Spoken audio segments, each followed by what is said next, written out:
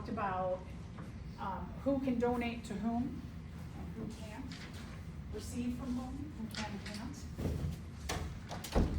This is from the American Red Cross website, and it shows you, I like this, it's like, whoa, there's a lot of lines here, but it shows you who each of the different blood types can donate to, and that O can donate to everybody, and that A can donate to A and AB, and B can donate to B and AB, and AB can only donate to AB. So just kind of nice little overview. So let's do a little review of what we talked about last time. A couple brings home their new non-identical twin daughters, Joan and Jill. After several months, the father begins to suspect that there was a mix-up at the hospital because Jill doesn't look much like either parent or like her sister. When the twins' blood tests come back, the father calls his lawyer and starts a lawsuit against the hospital. The mother, father, and Joan have type A blood, but Jill has type O blood. Okay, so there's a lot of information there. So again, I like to just take a deep breath and start to map out what I know from this information. So it tells us here that the mother, father, and Joan have type A blood. So I'm going to put the parents down, I'm going to put the children down.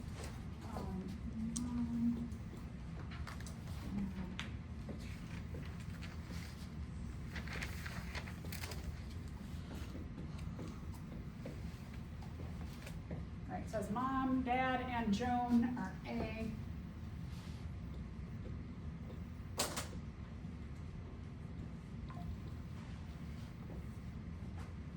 And Jill is O. Okay, so blood type.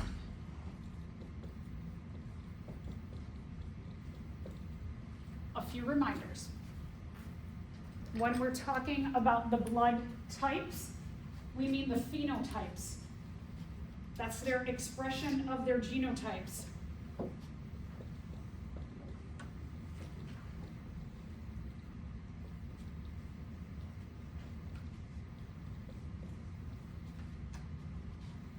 Let's figure out their genotypes then. Let's figure out what we can determine here.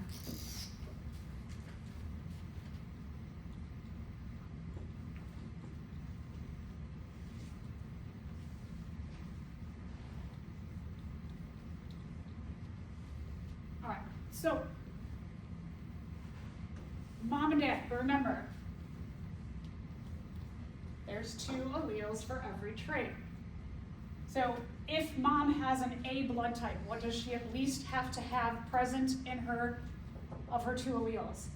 Big A. Oh, right, good. A. Same with dad, right? Same with Joan. Okay, thank you. Sorry about that. Okay. 2 alleles for every trait. How about Jill? What 2 alleles does she have to be O blood type?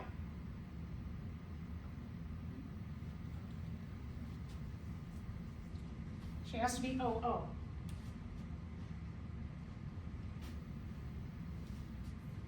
Where does she get the O and the O from? From who and who? Right, mom and dad. So, the genotypes that the mom and dad have to be AO and AO in order to have an O blood type. So just based on, if dad here had taken this class, would he have jumped right to doing a lawsuit? No, he could have gone, well, no, the possibility if Jill's O, she has to be OO, and we, having A, could carry the recessive O's to give her the OO. Everybody agree with that? That maybe, there might, possibly something there, but jumping right to, sue everybody for everything is, at least he could have figured this out a little bit. Could Joan be AA, or does she have She to could. be AO? you're right. And Joan herself, we don't ask anything further, but Joan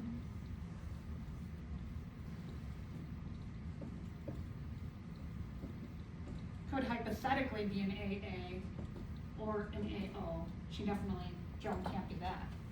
But, right, Joan could be this or this, possibly. Yeah, very good, very insightful. Okay, so does he have a case? No, because the parents with A blood type can have a type O blood child? Yeah, good. Okay, anybody, any questions? So now I know a lot of times, like as we're doing blood typing, students are like, how does the RH factor work into all this? So let's talk about RH factor now. Okay, blah, blah, blah, blah, lots of information here. So there's two different kinds of inheritance when we are looking at blood typing. When we are looking at most traits that we have, usually there's more than one gene that codes for a trait. Usually there's more than one kind of inheritance within the different genes that code for a trait. Okay, I just said a lot of things. So what I mean by that, one example, if we look at blood type with your RH factor. I am A positive blood type. In saying that I am A positive, I am talking about two phenotypes with A positive. One, I'm talking about my blood type is A. That's my phenotype for my blood type. My second phenotype is the positive RH factor. So I have two different genes that are coding for a positive blood type. I've got blood type and RH factor. Those are two different genes. So here, when we're talking about a trait like blood type, you can have more than one gene code for a single trait. A lot of times you have many, many genes that code for one trait. So the way that they work is that the blood type, we said, is codominance. That our blood typing is an example of where you could have the expression of A and B together, and you would be an AB blood type. So that's codominance. The RH factor is complete dominance.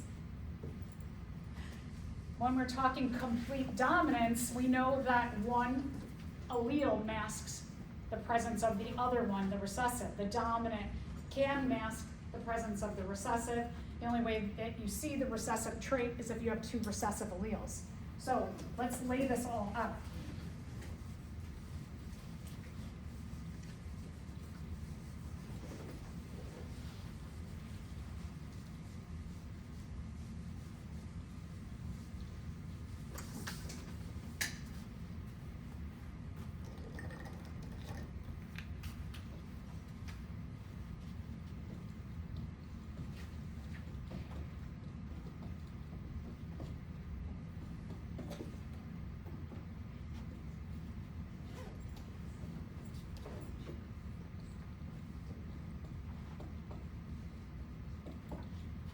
Blood type A and B are codominant.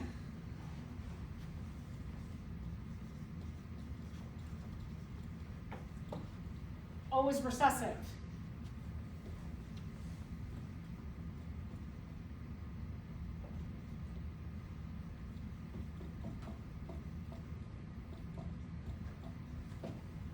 Blood typing is the codominance type of inheritance.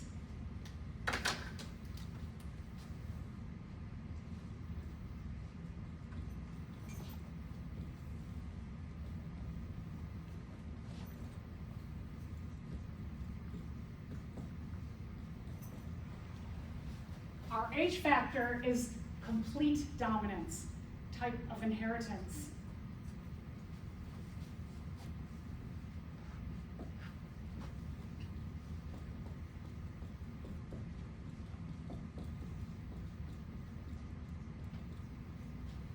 The positive RH factor is dominant over the negative RH factor. Here we have one trait, your blood type, has genes for both co-dominance and complete dominance.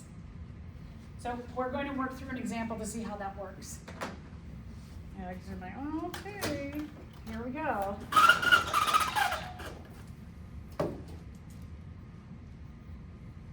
Okay, so here's another scenario. A man with B negative blood type and a woman with AB positive blood type have a child with B positive blood. Is this possible? Do they bring home the wrong baby from the hospital, or do they have to have a long talk? So, I know there's a lot of scandal in today's class. Oh my goodness.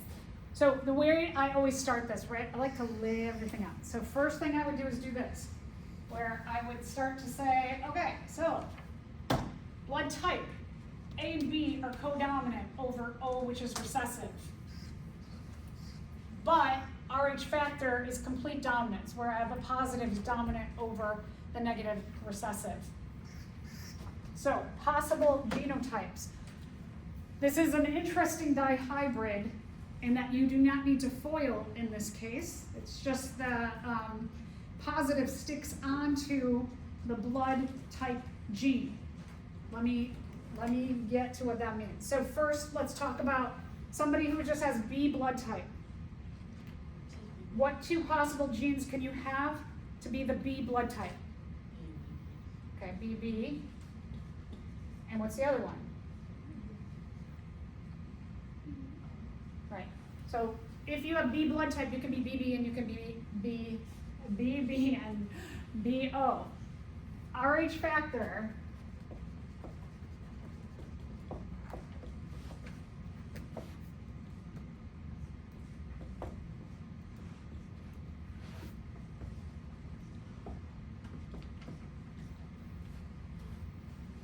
for Rh factor, you have three possibilities to be Rh positive. You could be positive and positive for both of your blood type genes. You could be positive and negative. You know I don't like this, but this is the way it works. You could be a negative and a positive. And I'll talk about why this is important to note in just a second, especially when we get to our AB positive person. So you could be any of these combinations and still be the phenotype of Rh positive. If you are Rh negative, you have to be negative and negative for both of your blood type alleles. So this guy, he is B negative, so he has to be B negative, or B negative, O negative. He's got to be negative negative in order to be the negative B.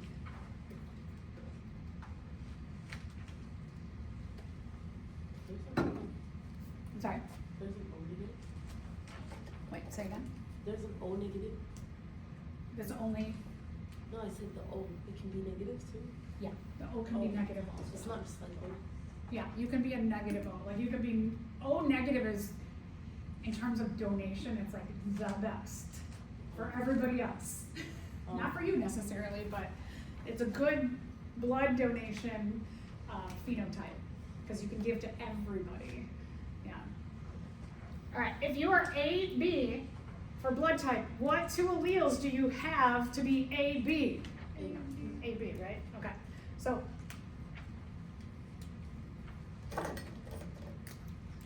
she's an A, B.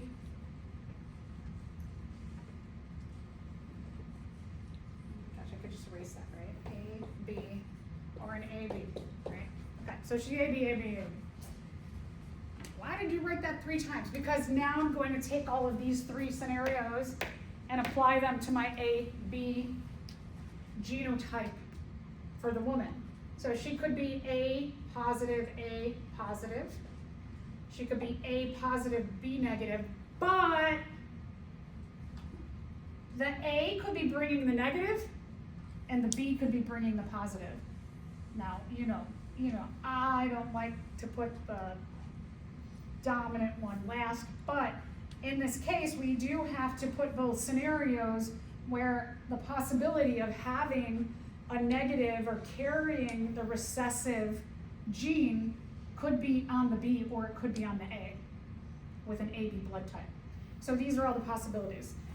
Does the next thing that I'm going to do is I'm going to take the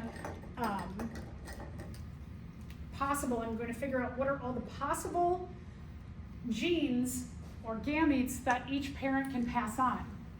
So the guy can pass on a B negative, and that repeats, and it repeats, and now we have something new, O negative. So the two possible gametes that he can pass on to his offspring are B negative or O negative. For the woman, we've got an A positive, we've got a B positive. This repeats, so I'm not going to circle A positive again. We have something new here, a B negative. We have an A negative, that's new. And then the B positive, I already got that circled, so I'm not going to repeat that. So in brown here, these are the gametes. Possible. Those are the possible gametes that each of the two parents can pass on. Now we're ready to do a Punnett square. So we're going to, first I think I'm going to write out the gametes, right? Yeah. So let's write all the gametes out now. All right, so the gametes are possibilities. A man could be a B negative. So we just said the man could do a B negative or an O negative. And the woman could do an A positive, a B positive,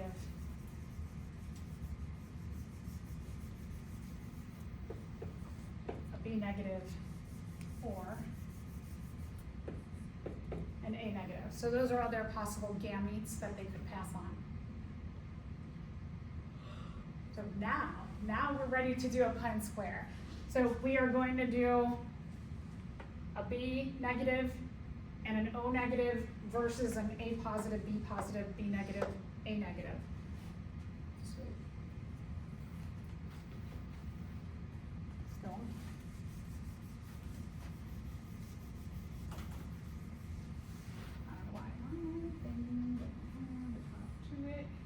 okay, so we said he's a B negative and an O negative.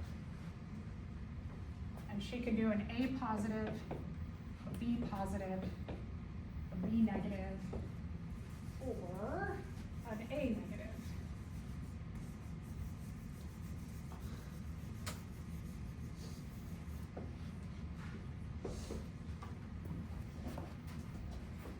Okay, so we're going to cross their gametes. We'll go A positive, down, A positive, down.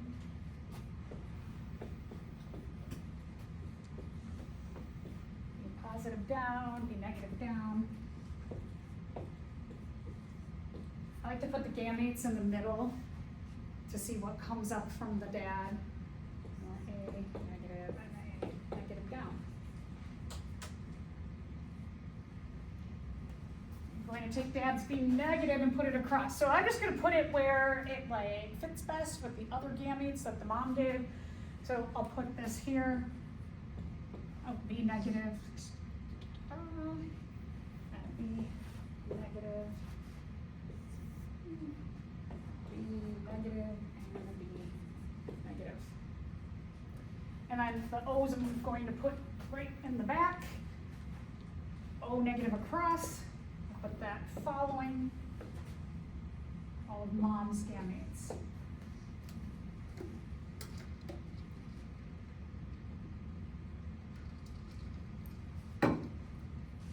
So now let's go box by box and talk about what do they code for. These are genotypes. These are all the genotypes of the offspring, the possible genotypes of the offspring. So let's translate them into phenotypes. If someone is A positive, B negative, what is their overall blood type? AB. What? Positive or negative? Good. Okay. So this person, the genotype A positive, B negative translates to the phenotype A, B positive. For this one, B positive, B negative. What's the blood type? Okay, B positive. B negative, B negative. Good. B negative. A negative, B negative. Good. A, B negative. A positive, O negative. I think that's what I am. I think I'm an A positive, O negative. Be an A positive. B positive, O negative. Okay. B positive. B negative, O negative. B negative and A negative, O negative. A negative. Okay, what was the deal? What was he so mad about? Let's go back and look.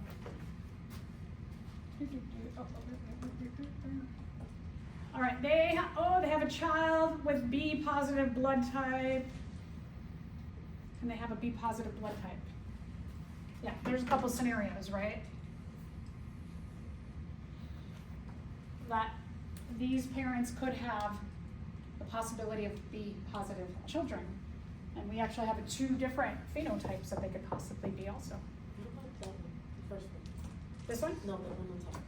Is that possible too? This one? No, the one. This one? That one. That's an AB positive. So they're AB blood type, Also has to be like B. which is different than B blood type. Oh, okay. Yeah, It has to be like B. it has to be BB. Okay. You have to have two B's or a B and an O to be B blood type. Oh, okay. Is there any one of them that would be the most likely, or is it just like in general, like? No, whichever sperm is swimming the fastest. I read a really interesting article last week that said that not only the oocyte will put out chemicals to deter slower sperm swimmers, to like kill them off, and they like physiologically could be if they're swimming slower, they're not as I don't want to say strong, but they might not have the best genetic characteristics either. So it was like kind of interesting that the egg does all these like really wild things to try and get the best sperm.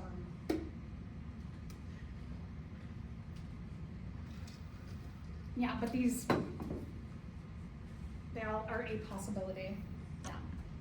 Anybody else? Good question. Anybody else? Any questions? Interesting stuff, right? Okay, so let's talk about other kinds of inheritance.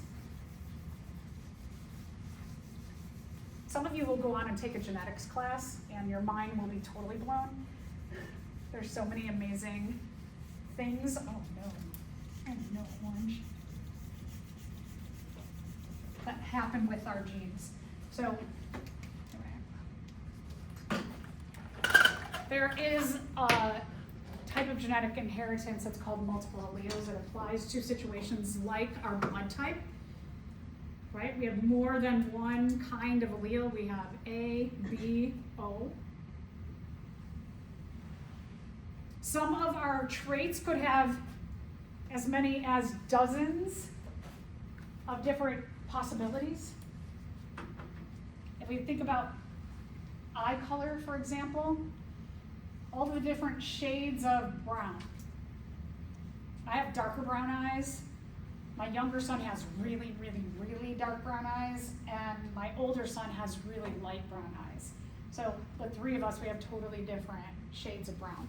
I would bet if all of us with brown eyes got together, we would probably find that nobody has the same shade of brown in the room, which gives us the kind of hypothesis that there are a lot of alleles that code for different shades of brown. And then that doesn't even, I know I mentioned this last time, that doesn't even take into effect that you might have like pretty gold flecks in your eyes, or some people have rays of like a lighter color through their eye, or you might have like a green ring and then a blue ring in your eye. So then there's all these different patterns and positions of coloration within your eyes. So I bet eye color is one of these ones that might have like dozens of alleles that are possibilities for that trait. So pretty wild stuff. every new possibility is caused by a mutation. With the exception of having no melanin in your eyes, like someone who has albinism, we said that they don't have melanin. And not having melanin covering up the blood vessels in your eyes can damage the blood vessels in your eyes, can also damage other structures in your eyes. So that having albinism, that mutation is not a good thing for your health because you are more susceptible to cataracts and as well as the possibility of eye cancers.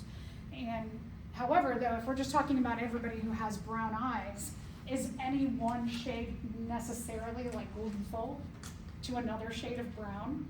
No, right? So here's a case where you can have different alleles that are mutations that are either like not necessarily beneficial or not beneficial, or could be that, like for example in the case of skin color, that the more melanin you have in your skin, it means that you don't burn as easily.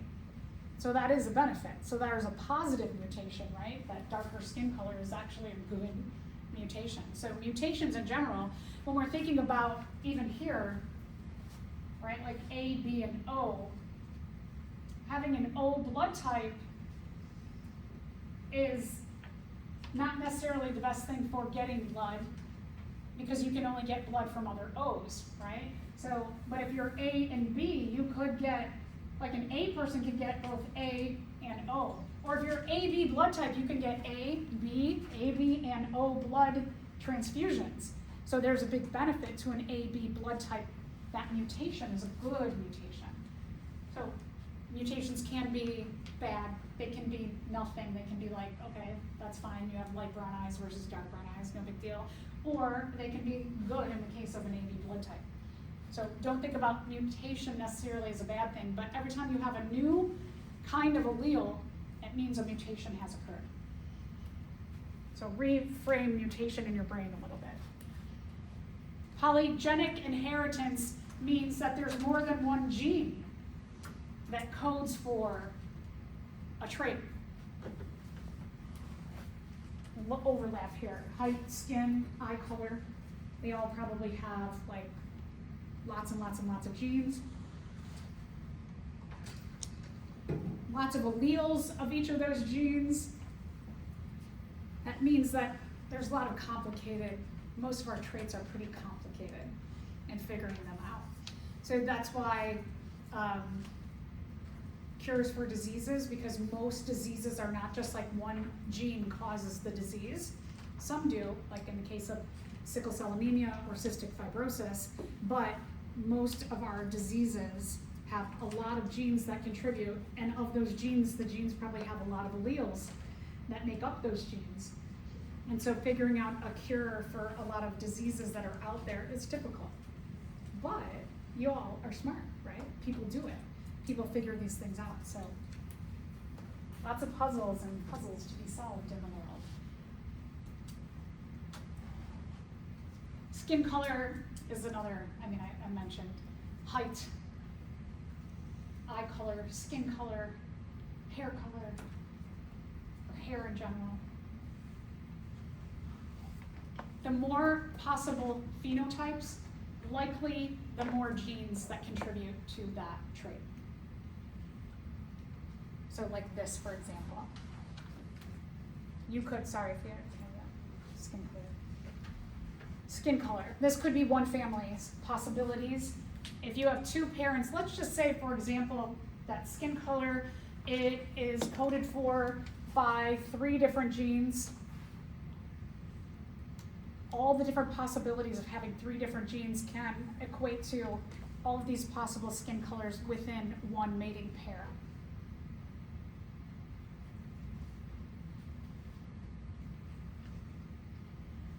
Then there's the role of the environment. Sometimes the environment can have an effect on how a gene is expressed. What does that mean? So my skin color is very light, and if I decide, let's say tomorrow it's going to be really sunny, and I decide I'm going to work outside all day, and I work outside and got a t-shirt on, and I'm working outside all day, could my light skin color turn really, really red into a different phenotype because the environment caused that to burn? So sometimes the environment can have an effect on the expression of your phenotype also. Just like hair, right? I could have this hair today, and Tuesday I could come in and my head is shaved. I've changed the environment, right? I've shaved off my hair. So my environment can have an impact on how my traits look. So you can change the expression of your phenotype in various ways.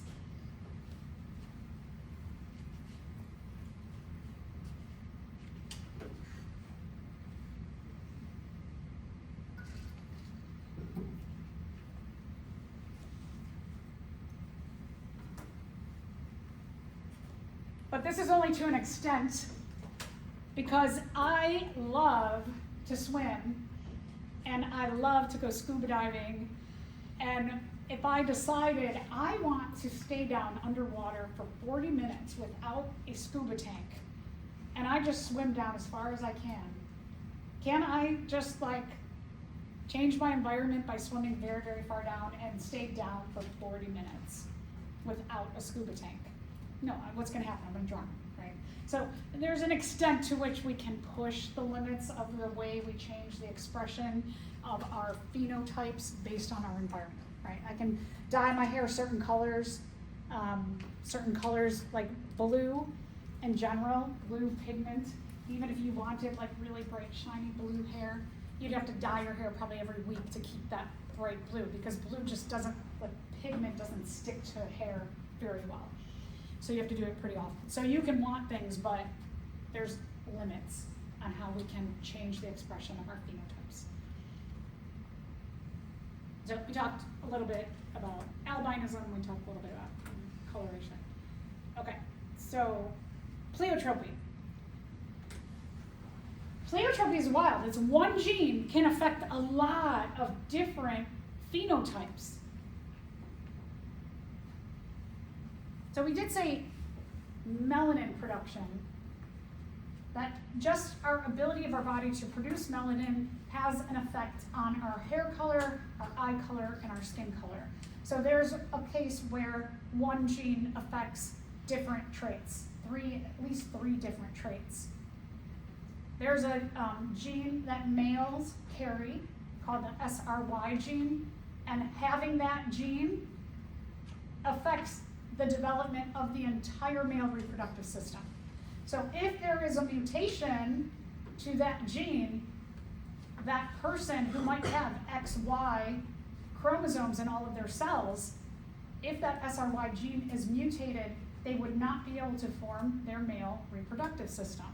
So they have X and Y that codes for male, but they don't have the ability to produce the male reproductive system if there is a mutation to this particular gene. Okay, and then independent assortment, right? We talked about that in anaphase 1 of meiosis, in the forming of the gametes. We can get new combinations of genes, just like crossing over, new combinations of genes. So there's other ways that we can get these new phenotypes out in the world. They are present in crossing over in prophase 1 and independent assortment in anaphase 1.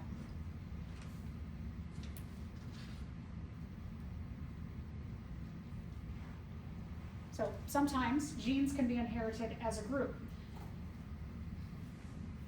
Because of crossing over, groups of genes are exchanged and are inherited as a group.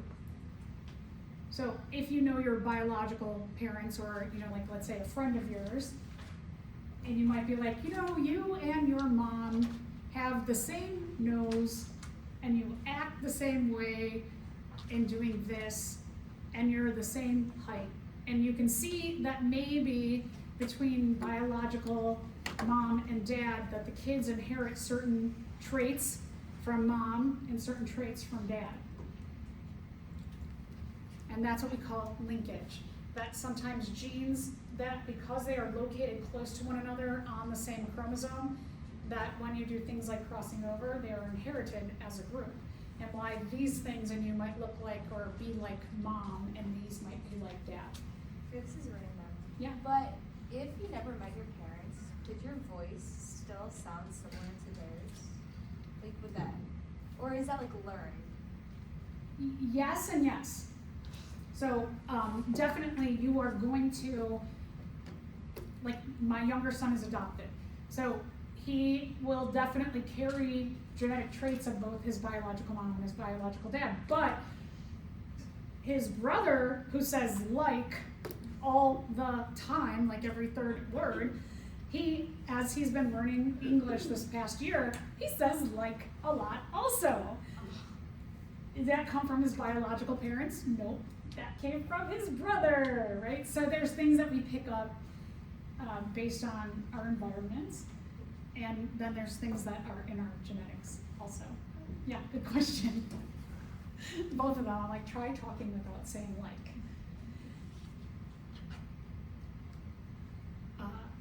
Don't say don't say And then I start doing it. And then I'm like, see, it's in my head now. So they're influencing me in a bad way. All right, let's answer these questions about the sea otter. This is a good way to apply a bunch of the different vocab directly. So this cute little sea otter, it has 38 chromosomes. I forgot to mention they're in its body cells or somatic cells. You might want to write 38 chromosomes in the body cells, somatic cells, or non-sex cells. Woo! A lot of terms there.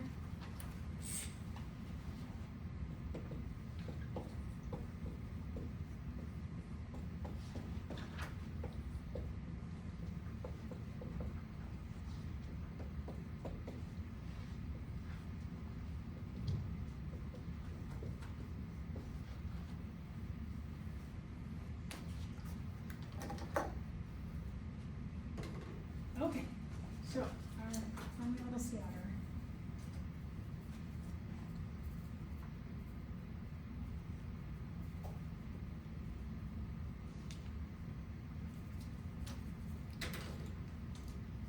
All right, what's the haploid number of chromosomes for the sea otter? Which is it?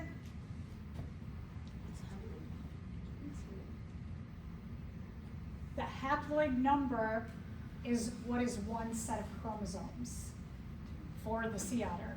18. Okay, so 19. 19 and 19 are 38. You know, this is gonna be like a whoa.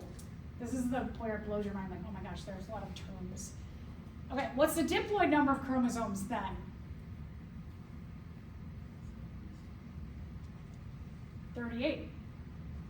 The number of chromosomes in the body cells, the somatic cells, or the non-sex cells is the diploid number. Half of that is the haploid number. These have a full amount of chromosomes. We'll get to other reasons. Okay, how many chromosomes are in a gamete? What's a gamete? 2.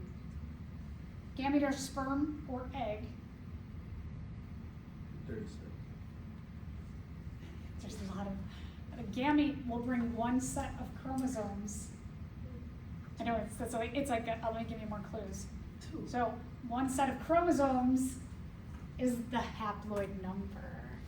Gametes have the haploid number. Sperm or egg are gametes. They have the haploid number of chromosomes. They each bring one set of chromosomes so that these can have the full amount of chromosomes or the diploid number. Ooh, yeah. Okay, how many? Oh, autosomes. What the heck is an autosome? How many autosomes are in a sea otter's eye cell? What's an autosome?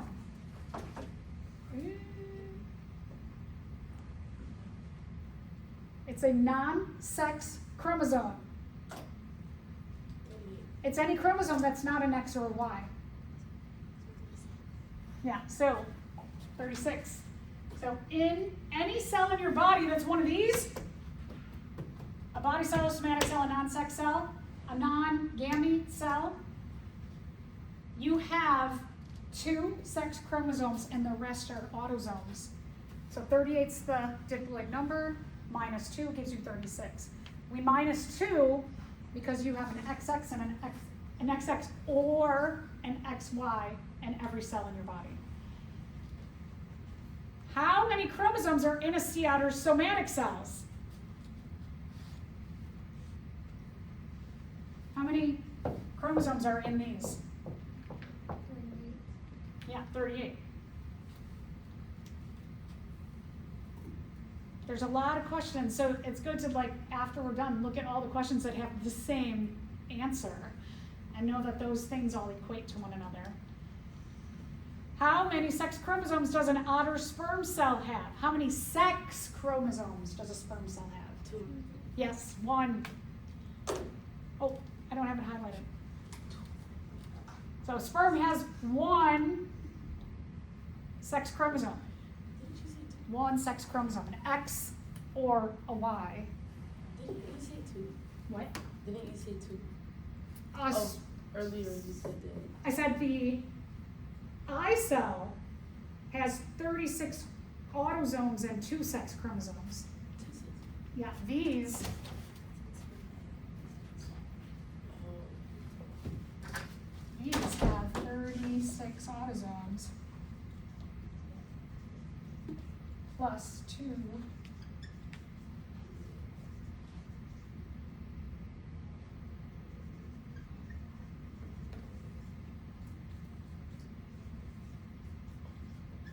So your body cells, somatic cells, non-sex cells, have 36 autosomes and 2 sex chromosomes, whereas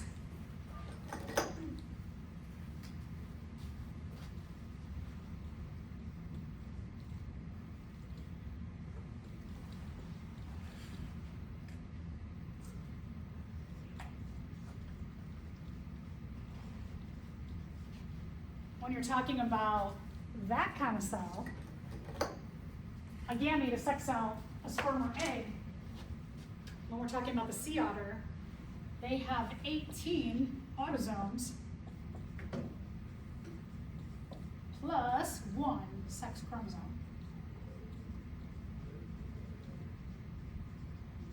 An X or Y for sperm. Only an X for egg. Eggs can only carry an X. But a sperm can carry an X or a Y. I know, this is... How many sex chromosomes does an otter's egg cell have? How many sex chromosomes does the egg have? How many sex chromosomes? 1, again.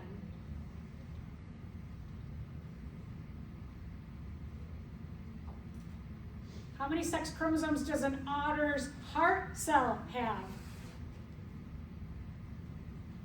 We're over here now, right? It's a body cell. How many sex chromosomes? 2. An XX or an XY, depending if you're male or female. What is the N number of chromosomes? The total N number. What does N mean? A set. 1 set. So it is 19 is an N number of chromosomes.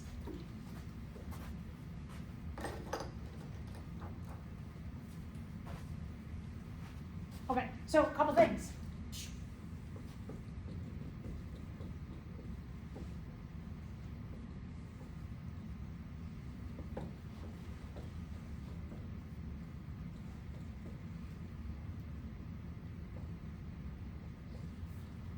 When we're talking about this category here, these cells have 2 sets of chromosomes, which means diploid, which means 2N. Gametes are 1 set.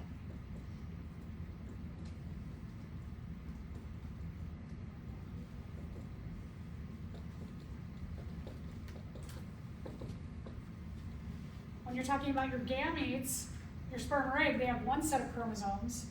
They're haploid or N. So I have a little like diagram for you to practice some of this stuff on. Remember that our gametes over here are formed in mitosis. No! Our gametes are formed in meiosis. Sorry.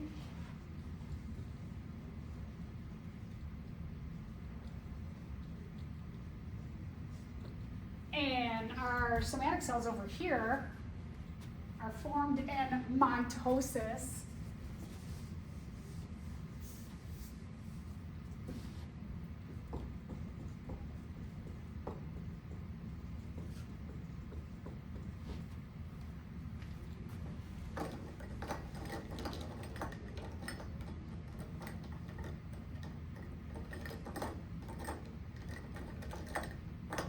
Okay, and then also, there's one more thing I want to talk about. Oh, I know.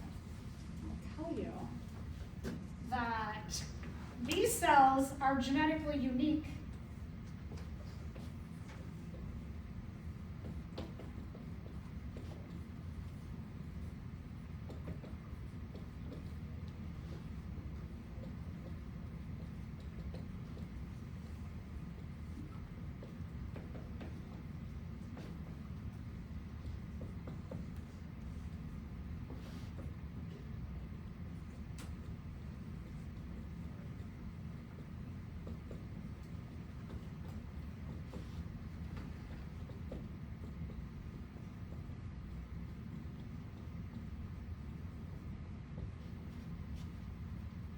So, when we're talking about our gametes, our sex cells, our sperm and egg, who are one set of chromosomes, haploid, and number, they are genetically unique because of crossing over in prophase 1 and independent assortment in anaphase 1.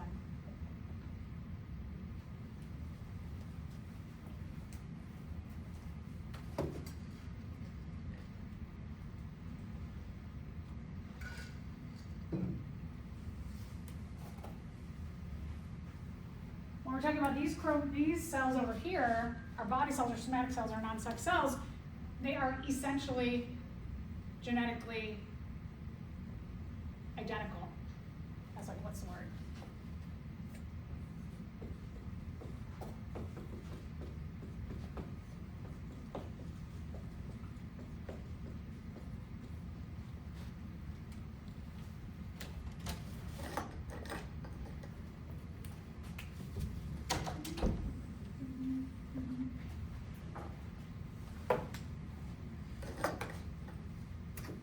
So all of that makes up a nice thing to put in your chart on that page. But if you want, you might want to like take a picture of this and then try and fill in, like based on reviewing the questions, try and fill in this chart on your own with all of this information. Like try and remember it. So it's a good quizzing mechanism. You could also do it on if you wrote on that chart already, it's a good way to lay that chart on a blank piece of paper or on a board and remember all of these key characteristics of somatic cells versus gametes.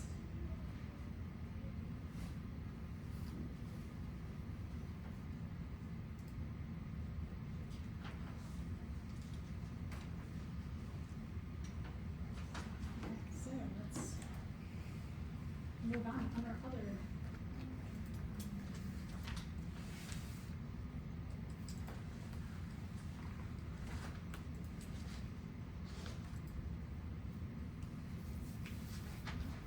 Does anybody have any questions? Is that what's next? Yeah, okay.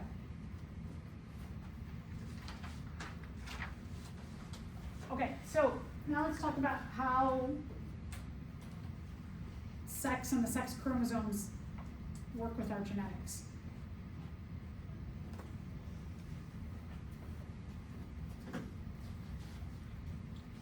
What is the probability that a newborn child will be male?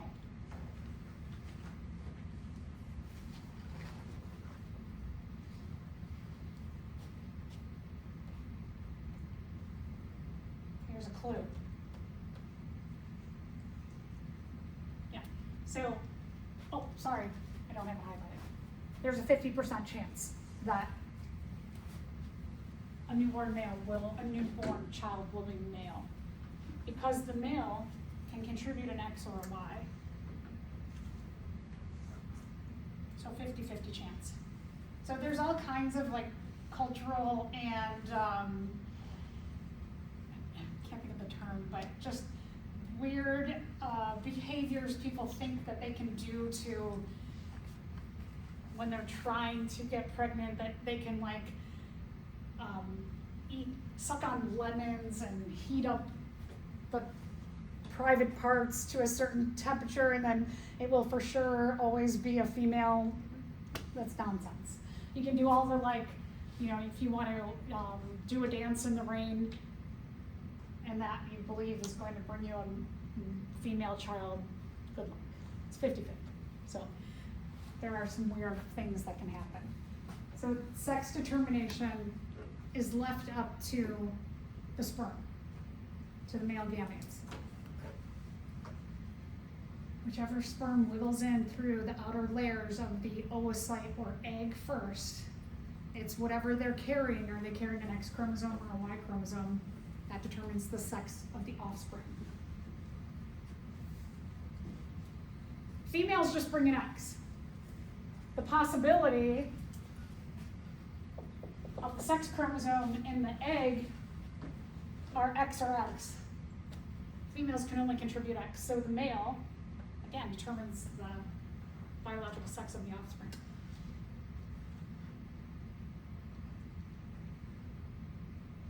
And males can bring X-bearing sperm or Y-bearing sperm.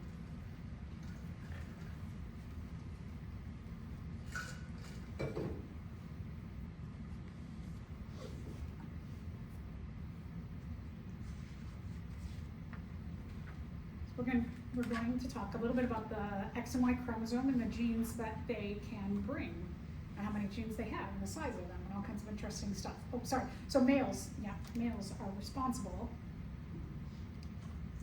What's wrong? It's different than the that's why.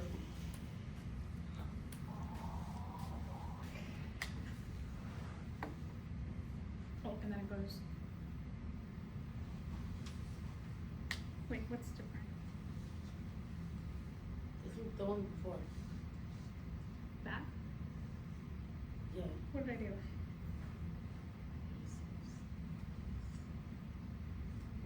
Yeah?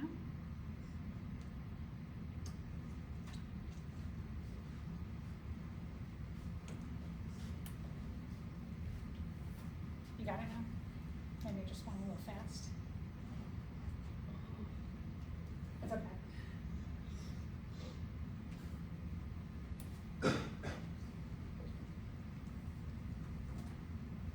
So when we're talking about what are called sex-linked traits or sex linkage, it means that the X and the Y chromosome have genes on them, and that anything that is found on the X chromosome is called an X-linked trait, and any gene that's found on the Y chromosome is called a Y-linked trait. They're found on the X and Y, or the sex chromosomes.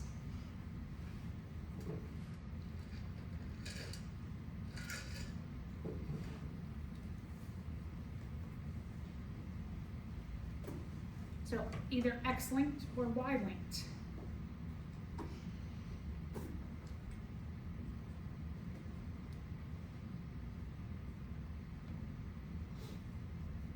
Do females, XX females, have any Y-linked traits?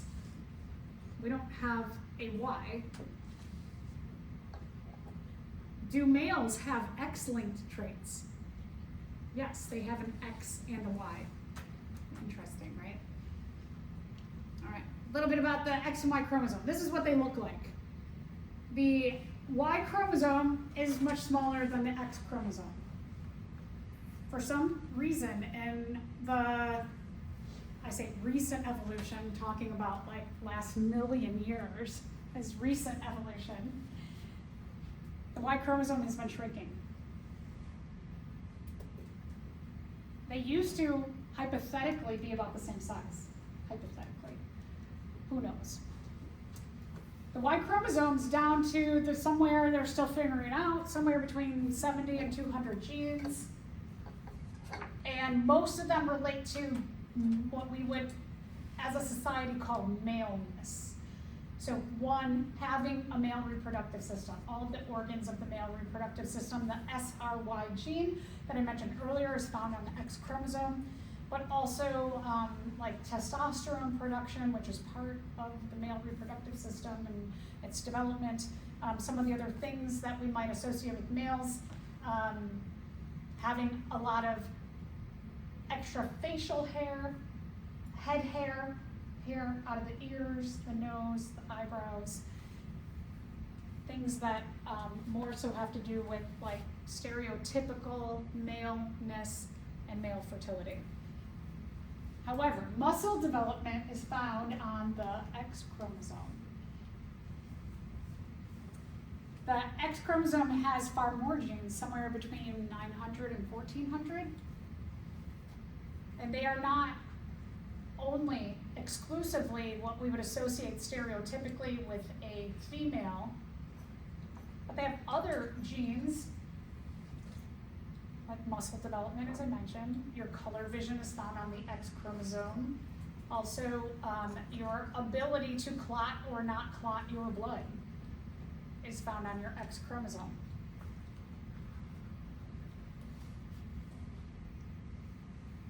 So important that males have both an X, or that males have an X chromosome, because some of these things are important for just being an organism and surviving. So again, this is a karyotype. I showed you this a long time ago. This is a karyotype, and when you take a picture of the karyotype, this is a karyogram. I'm not going to be I won't ask you a sneaky question about like, which one is the photograph? We'll probably just call this a karyotype. So it's when during mitosis, you can lay out all the chromosomes and their sizes when they're all wound up. When the DNA is wound up into chromosomes, you could lay them out into pairs. And in this case, this karyogram is showing a biological male. They have an X and a Y chromosome.